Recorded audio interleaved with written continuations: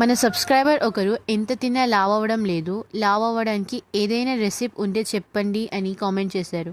మన సబ్స్క్రైబర్ లాగా మీకు కూడా ఈ ప్రాబ్లంకి సొల్యూషన్ కావాలంటే మన పేజ్ని సబ్స్క్రైబ్ చేసి ఈ వీడియోని ఎండ్ వరకు చూడండి. మీ ఫ్రెండ్స్ అండ్ ఫ్యామిలీకి కూడా షేర్ చేయండి, వాళ్ళకి కూడా హెల్ప్ అవుతుంది. ఈ రెసిపీ పేరు వచ్చేసి హరీరా మిల్క్.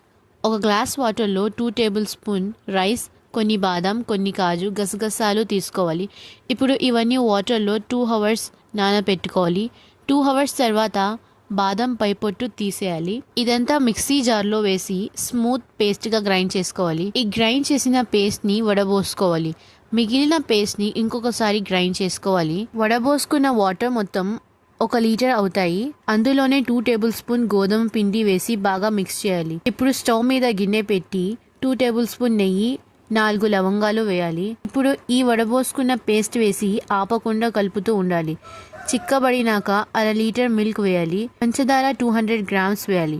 కొంచెం ఇలాచీ పౌడర్ వేసి పంచదార కరిగిందాకా కలుపుతూ ఉండాలి. ఇప్పుడు ఇది ఒక గ్లాస్లో పోసి దాని మీద డ్రై ఫ్రూట్స్ యాడ్ చేసుకోండి. అంతే, హరీరా మిల్క్ రెడీ. ఒక 10 to 15 డేస్ డైలీ ఇలాగే తాగితే ఆటోమేటికలీ మీ వెయిట్లో చేంజ్ వస్తుంది. ఈ రెసిపీ మీలో ఎవరికైనా తెలిస్తే కామెంట్ చేయండి. కామెంట్స్లో హార్ట్ ఇమోజీ టైప్ చేయండి.